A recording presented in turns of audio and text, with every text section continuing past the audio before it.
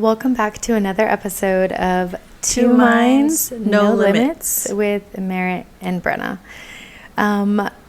So before we get into what we are going to get into today, that's my coffee. Go away. Let me get my coffee. Okay. We're going to kick it off with, as usual, high point, low point. High point, she said, I don't think we got a low. But she said, every day reminding myself I'm blessed, healthy, even when I have lows. So That's good. always look at the positive Yep. when there's the lows. Suns team won their championship, and then the low was medical scare with one of the other kids. Yes, that was mine.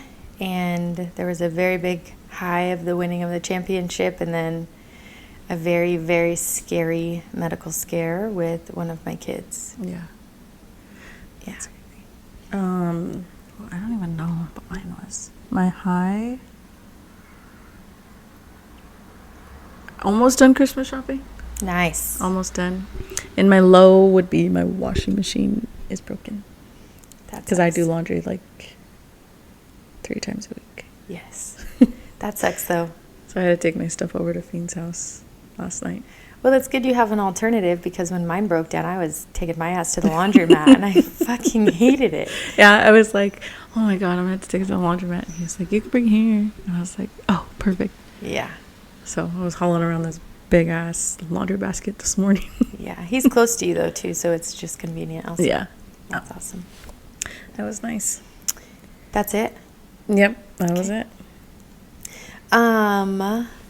So today's episode is going to be on single parenting and the absence of the other parent. Mm-hmm. We're going to pretty much interview Brenna on this, since I don't have experience in this at all in parenting. Congratulations. In parenting, so it's all you today, to learn a little bit about what you go through. Okay.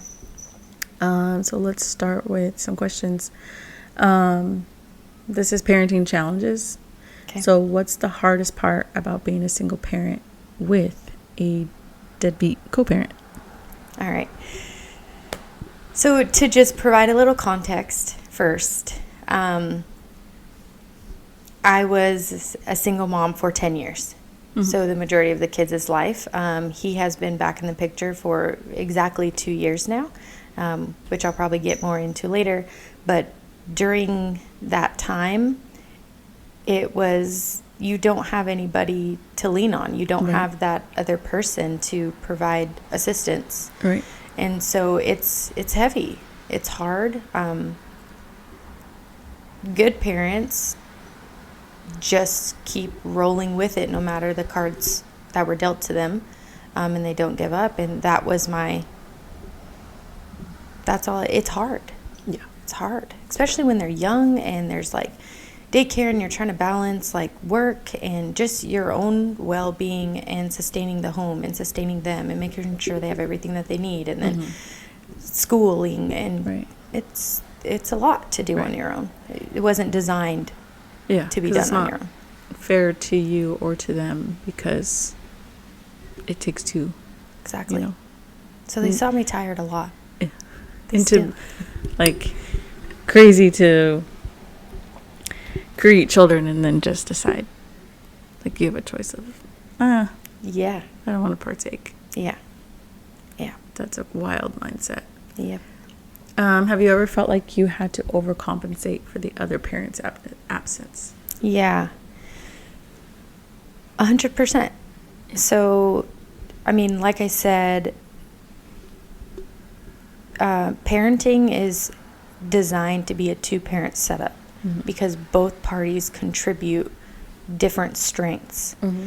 And so I feel like the part where I had to overcompensate, not just on the day-to-day stuff of it was one income and just all of that, but I have a boy, and he didn't, there's certain qualities about, I'm not a man. Yeah. So there's certain qualities that I had to really extend myself to try to supplement what he was not getting Right. from a father figure Yeah. in his life, like sports. Yeah. And throwing, I don't come from an athletic background, so it's like I had to get in there and try to figure that out with him and sustain him where it wasn't part of who I just naturally was. Yeah. So you have to learn, Yeah. kind of learn new things Yeah. in order to prepare him. Yeah. Yeah. Where it's like, Mom, I want to go to the park and throw a football. And I'm like, I don't want to go to the park and throw a football. But, okay, I'm going to go because your dad's not here to go do those boy type things. Yeah. So, Yeah. yeah.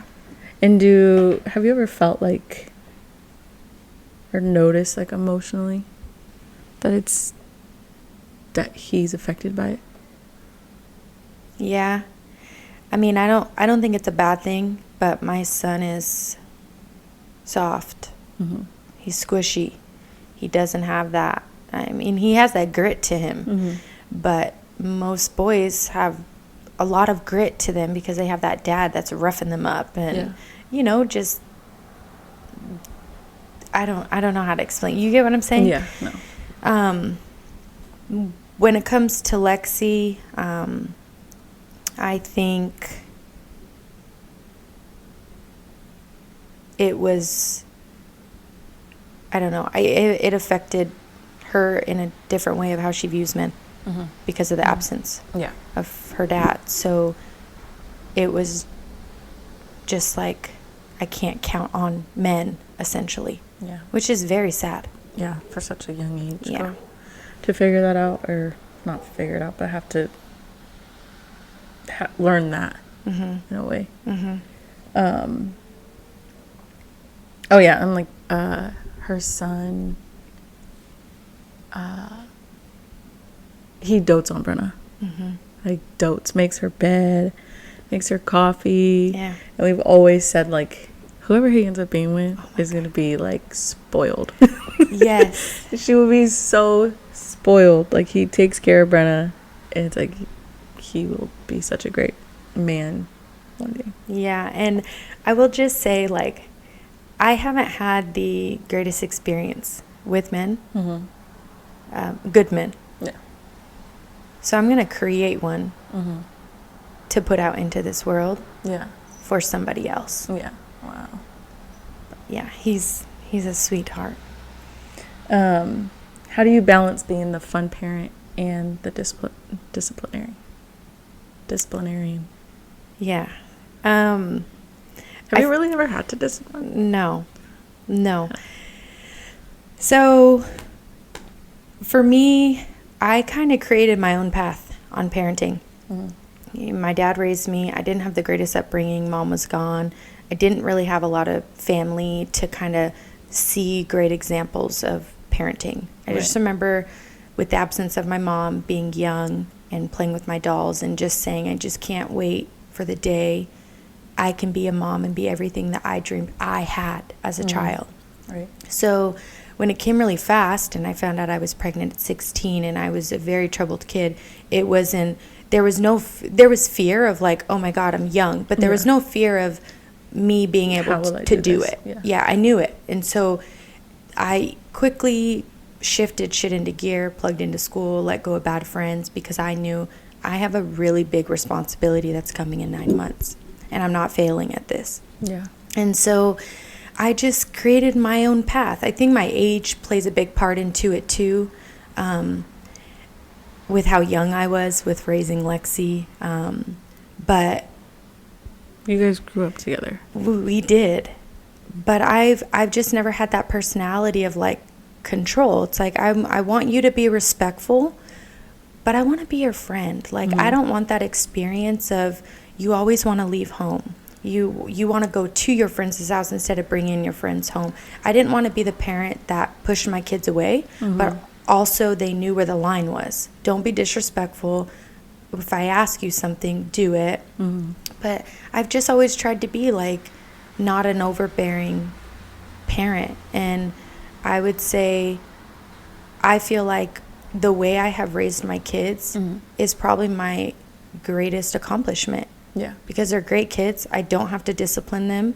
Papa, when he was younger, he was my more stubborn one. I had to whoop his ass.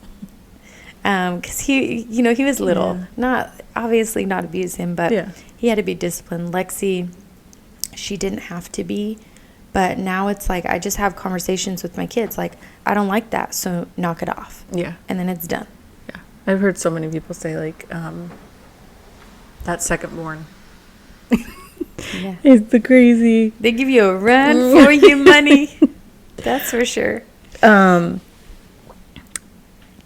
you think of, or do you remember the most ridiculous excuse you've heard from the other parent for not stepping up? Yeah. You ready? Ready? Bring it. Not stepping up because I chose to break the family up and divorce. Wow. So I brought this upon myself. Yeah. Obviously, there was a little bit more to it. He wasn't in his sober mind. I'll say that. So there was a major lack of clarity on his behalf. But I just remember hearing that, like, this is my fault? Like, correct. I did choose to be a single parent because of the circumstances. But it was not healthy. That doesn't have anything to do with your part as a parent. Exactly. And that decision that I made of walking away was probably the best thing that I could have done, not just for myself, but for my kids first and foremost. With the environment that I was raising them up in, it wasn't good. I needed something different for them. Yeah. And like you said, what you wanted better for them. Yeah. Instead of having to go through everything you went through as a kid. Yeah, I didn't want to set that standard of this is love. This is okay. Because then what?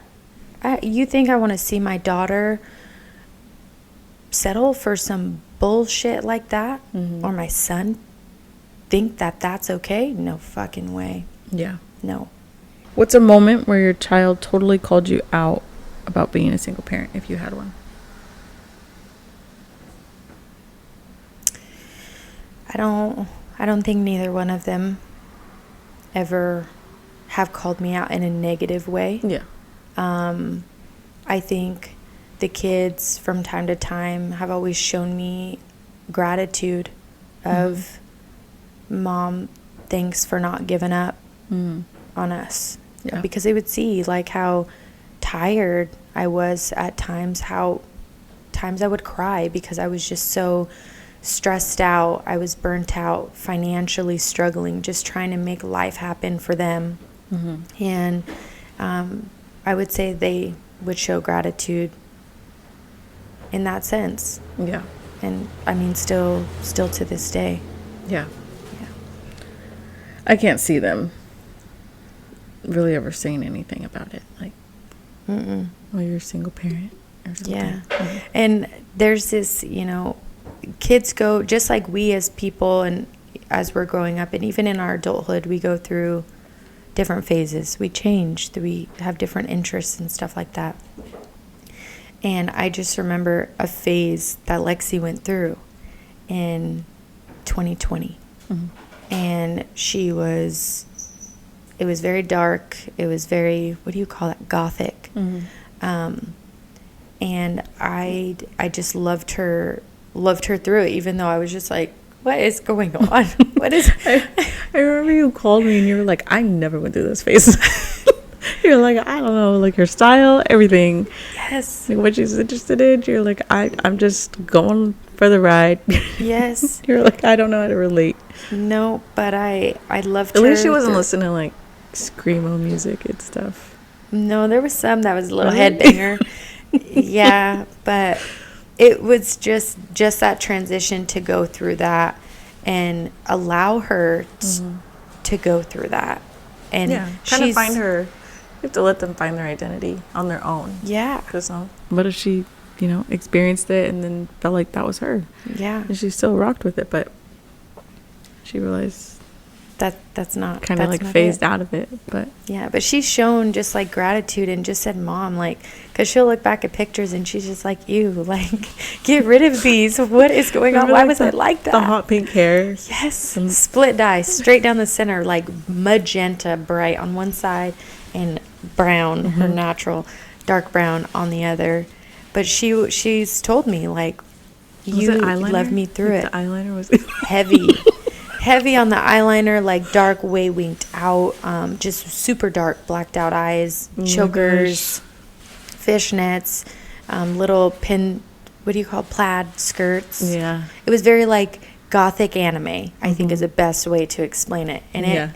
you know, we would leave the house and I'd be like, all right, we're leaving, we're going somewhere. And that's when we lived in the townhouse, and she'd walk down the stairs and I like would do a double take, and then I'd have to like mentally tell myself, you know, this is her right now. That she is not me. I need to allow her to be her. Yeah. And it was rough. I love that girl though. I love her to pieces. That's funny. Have you ever had to come up with if someone asked you where the other parent is, have you ever had to come up with a creative answer? Like a lie almost. No. Huh? You were no. just always. I've always been very honest with adults. Mm-hmm. I would say when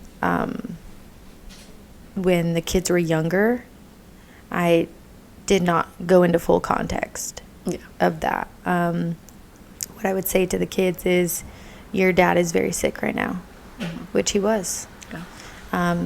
I just didn't divulge into, it wasn't a medical sick, it was a substance sick. Yeah.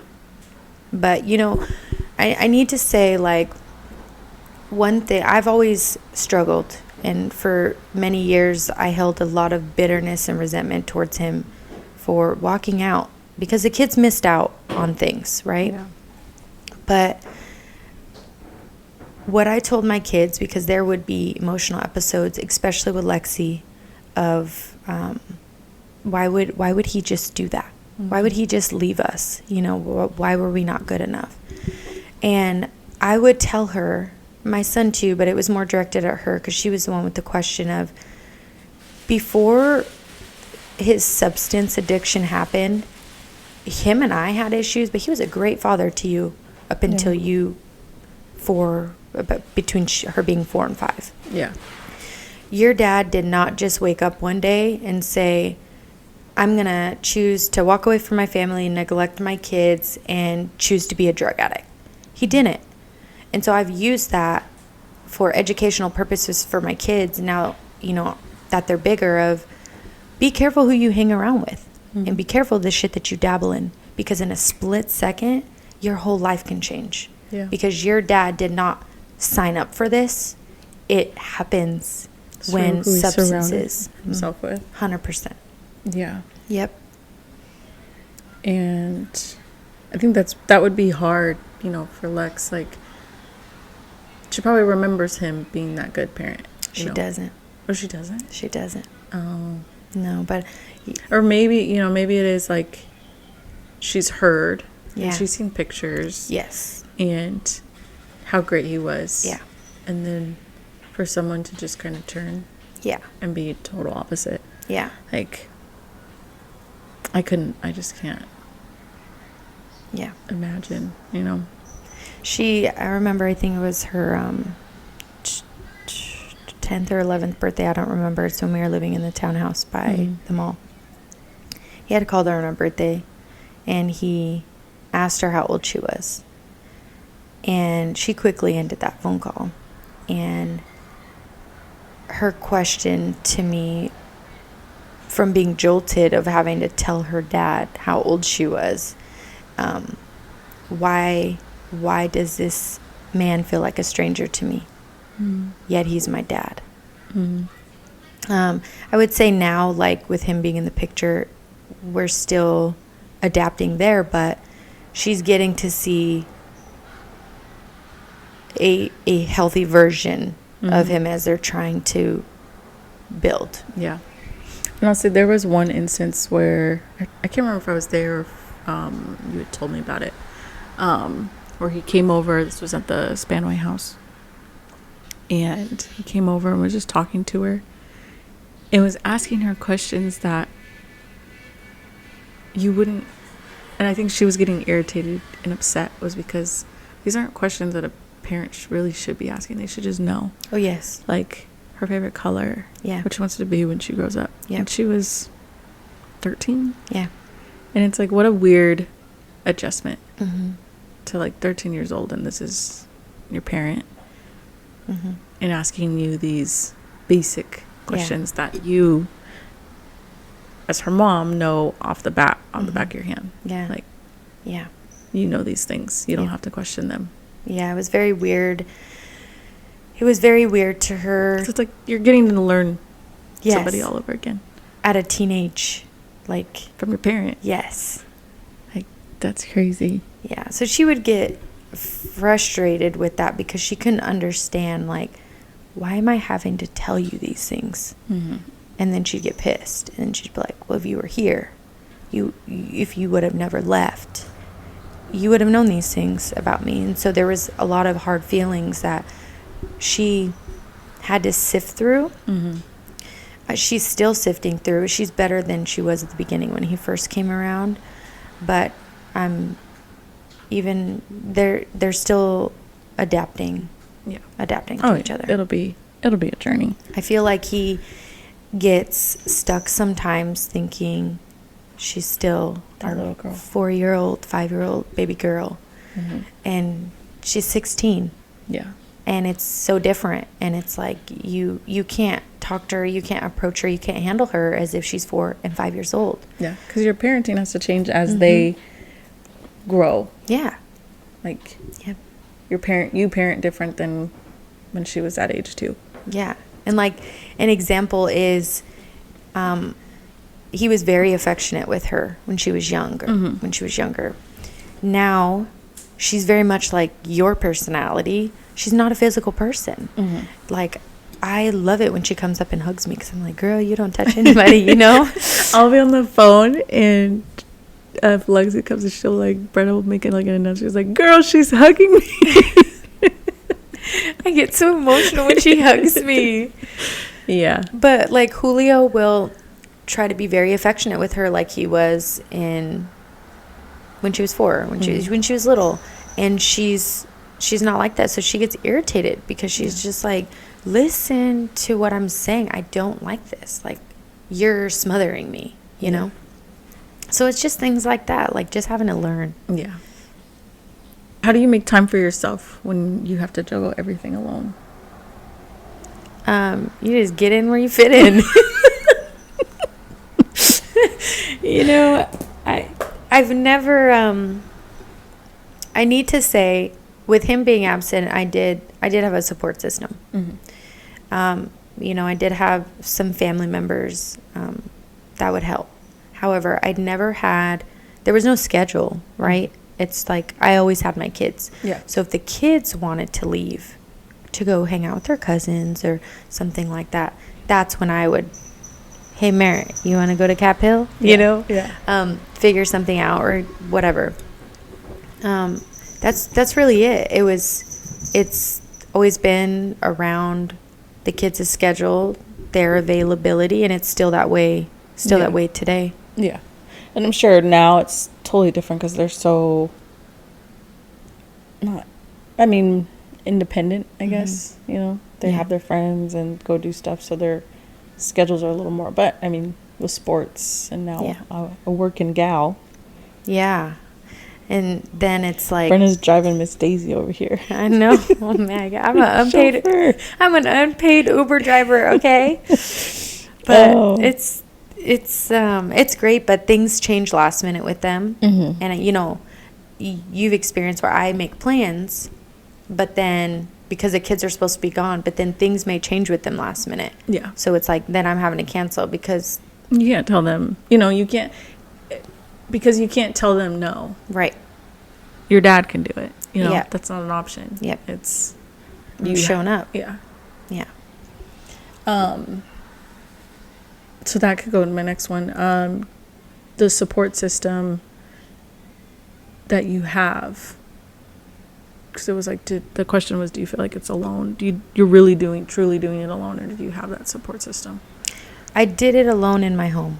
Mm-hmm. I did it alone on my finances. I did it alone with figuring out how to sustain life for us, right? Yeah. I did have a support system as far as Like emotional. yeah, people to talk to, but even some help. You know, when we moved out here to this area,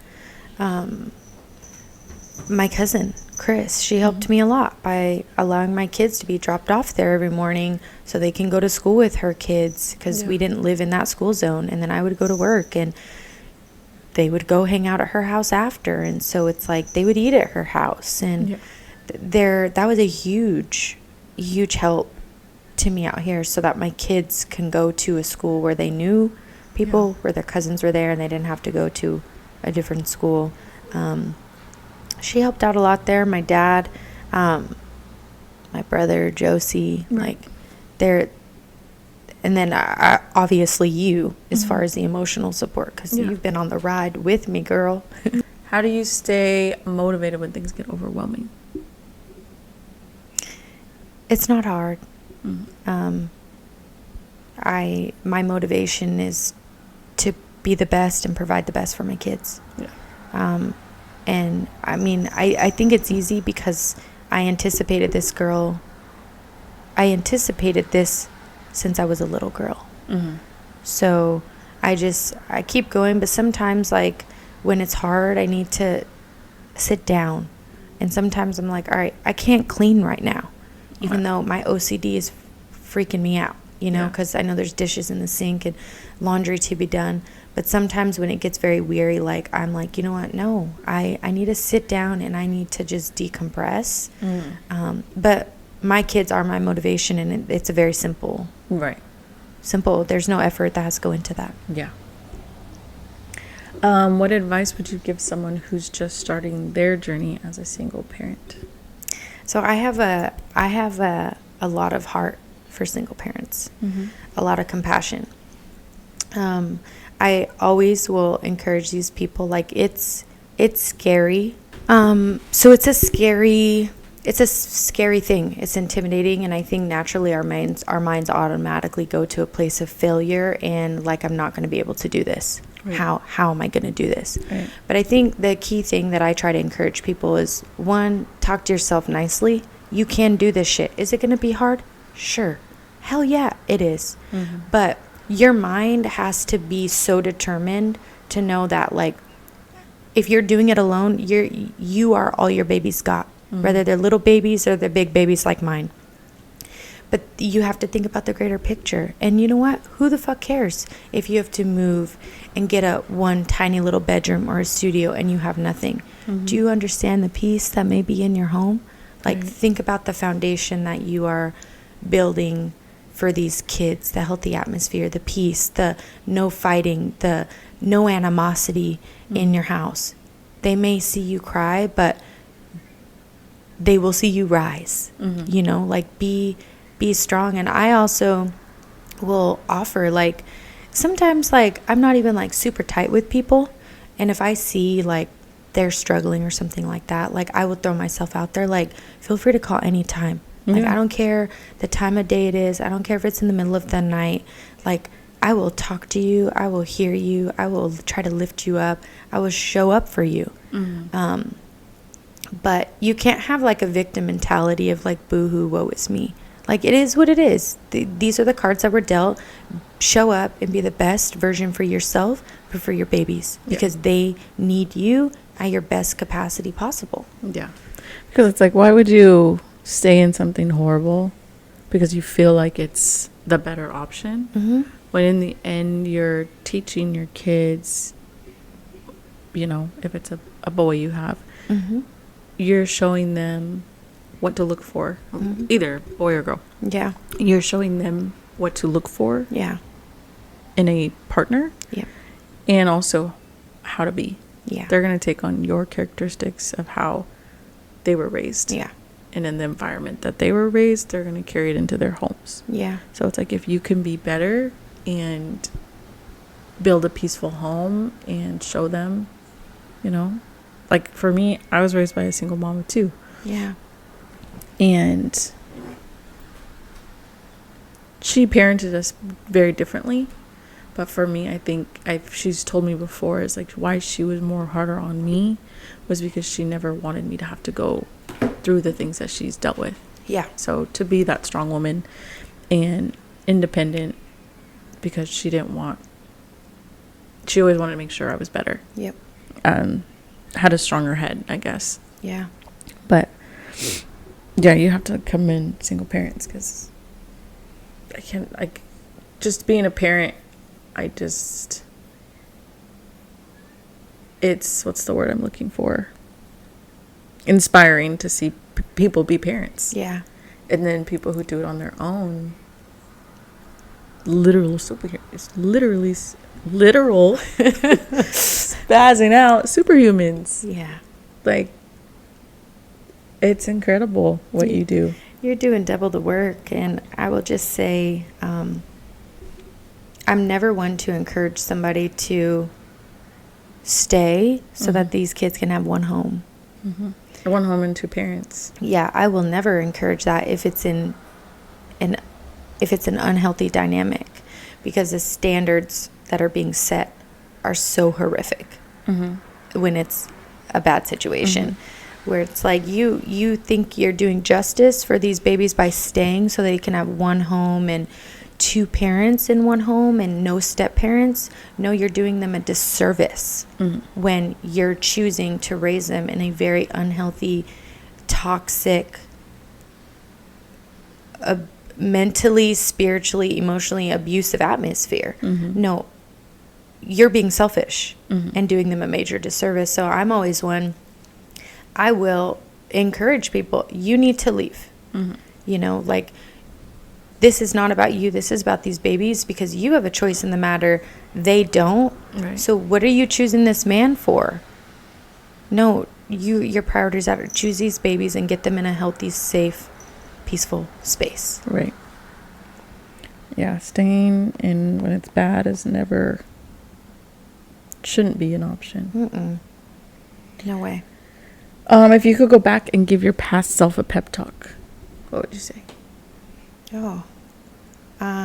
I think it was more in the beginning of me being a single parent. I think I made some poor decisions. You know, what I exposed my kids to, as far as relationships that I was dealing with in and out. I was young. I would have told myself, like, be more protective, you know, be more smart and wise in the decisions that I was making, that I was exposing my kids to. Not that I ever put them in harm. And a lot of the shit, they don't even remember, but just I remember. And I'm like, what the fuck was I doing? More of like it was just unnecessary stuff that people they needed to meet or be around. Yes. Like, where I should have just been more protective. So I guess that's what the pep talk would have been. For myself, is just do better in that regard. Yeah. But it's also, you're learning at the same time. Yeah. Like you have to show yourself and give yourself grace. Yeah. Because you're also growing. Yeah. While they're growing. Yep.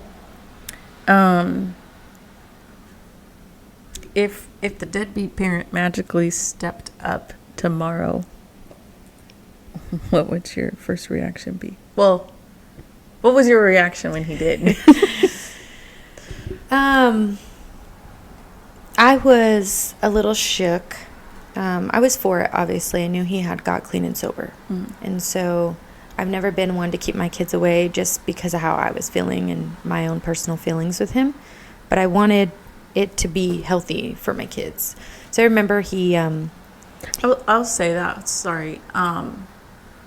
You do really good at that. Like, yes, your kids know about the situation of why he was gone, but you do really well of trying to encourage them to rebuild a relationship with him and to be there. You know, you're not that parent who's just like, because you and him have beef, that you're like, nope, you're not going to see them. Yeah.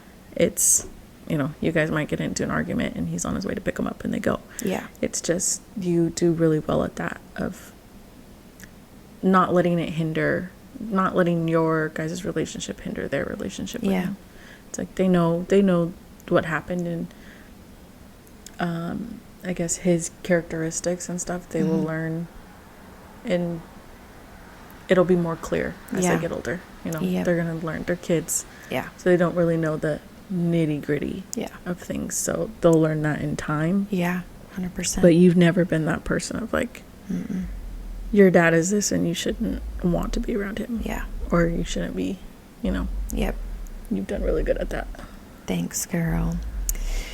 When he contacted me and let me know that he was clean and sober and wanted to take the kids out to eat, I was like, it kind of jolted me, because I'm like, oh God, like, okay, all right, how do I make this happen? And so what ended up happening was the kids weren't very comfortable with him at that point. And when I told them, they were just like, we're not going with him alone. And I remember like it was raining outside, it was dark, and it was a weeknight, and so I was just like, okay, what about if I come with you guys? And they're just like, we don't want to go. And I'm like, listen, your dad is clean and sober, which is huge. So how about if I come with you guys so that you're not alone and, you guys still have comfort? And so they ended up agreeing to it. But it was different. Like, that was a very different first time experience for us. Me to sit across a dinner table, I think we went to Applebee's,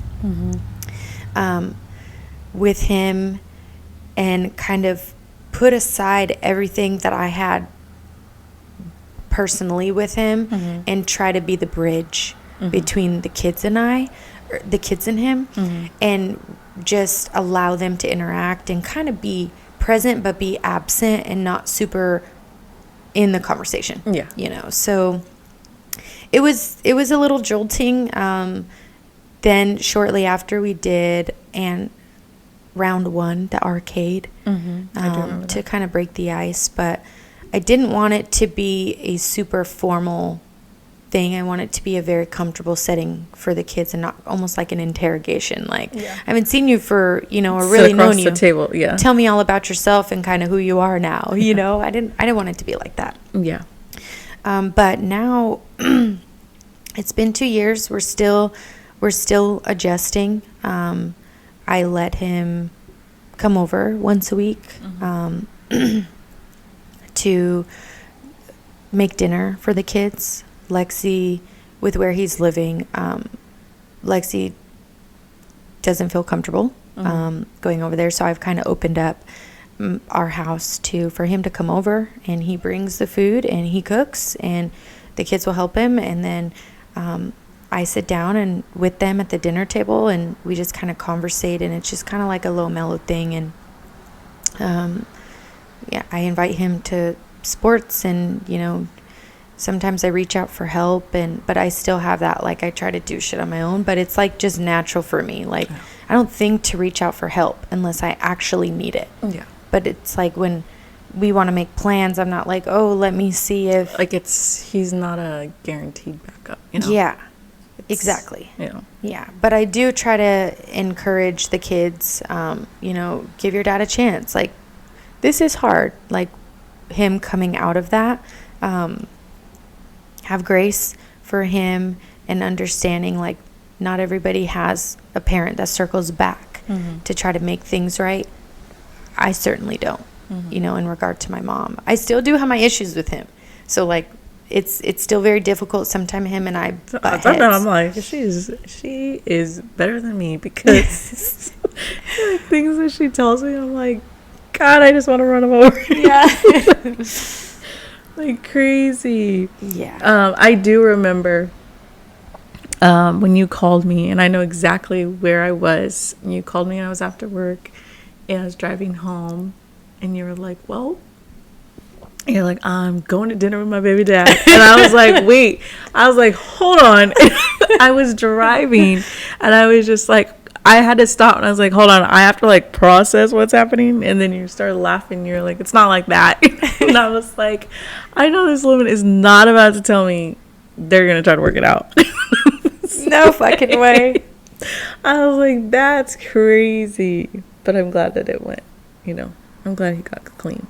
Yeah, me too. Because how long has it been? 2 years. 2 years. I think it was October of 2022 where we went to dinner. Mm-hmm. I took the kids to dinner with him. Yeah. That's good that, he made that choice to get clean. Yeah. Did it for himself. Yeah. Yeah, I think that's all I got. Do you have anything else you want to share or say? No, just that I think I can just button this up by like single parenting can be hard, can be exhausting, but incredibly rewarding. Like, I think even though the cards played out the way that they did, I believe with every bone inside my body that my kids still came out on top. As far as character, as far as how they conduct themselves. It's not like they have this huge void inside them where they're acting out, because their dad was gone for 10 years. It's almost like they weren't harmed in the process. No. And they remained very fulfilled. And so... Yeah, because they don't get in trouble. They're not bad kids. You're not getting called to the school and they're not suspended and all these things. Lex has such a good head on her shoulders. Oh my gosh, she's so fucking smart. I would say, like, what is the term people say? It's like she's been here before. It's like her soul has been here before. Like, she seems older than what she is. Yeah. And I think there's times where her little clapbacks to Julio where I'm like, you'll tell me and I'm like, she said that? Yeah, because it's some like, girl. And she doesn't care. She'll say how she feels. Yeah. And, that's one way that I raise the kids is you don't just follow the lead of whatever's happening around you or because it's family or because this is the way the family does it or this is what the family believes in or this is the way I do it or I think it should be done. No, you have, I'm going to create a path for you. But I want you to be an individual. I don't want you to be a follower. And if you feel like something isn't jiving with you, I want you to create your own path. And so I really have always just like encouraged the kids to do that. But I think the kids do not have voids in them with how things have happened. So it's like if you're single parenting, your kids are going to turn out okay. It doesn't mean that your kid or your kids are going to have daddy issues or mommy issues or, whoever was gone. Yeah, because it's like, Lexi's not boy crazy. No, she's not. And she's actually very wise. Yeah. So she's just like, I don't need to, everybody has boyfriends. I don't need to have one just to say I have one. She wants to be very smart in her decision making because she knows how valuable she is. And she's also seen she knows the shit that happened with her dad and I, and she's also seen me go through some things, and she's just like, I don't want that. And now she sees me today where it's like I have standards and expectations, and so it's like she's gained a lot in that way, and she's so wise. And then Papa, he's like you said, he's the man of the house, and he really takes pride in that role. Yeah. And it's like, especially boys that age and not to have their dad around, you would see them try to get into like the wrong groups and start doing stuff. Yeah. And I think about kids like when we were that age, like the boys, what they were doing and getting into. It's just like, they were girl crazy. I don't think I've ever heard him talk about a girl. No. If I ask him, like, do you have a crush on somebody? He's like, Mom, just stop. But I would say, like, in that regard. Like, they have their innocence of they don't feel like they had to grow up, Yeah. Yep. But I would say in the regard to Papa is he didn't have his dad around, but my brothers showed up for him. He's got a lot of male figures. Yeah. Chrissy and AJ, AJ, and playing PlayStation with him. Like, he did have good men around him. Yeah. So he knows.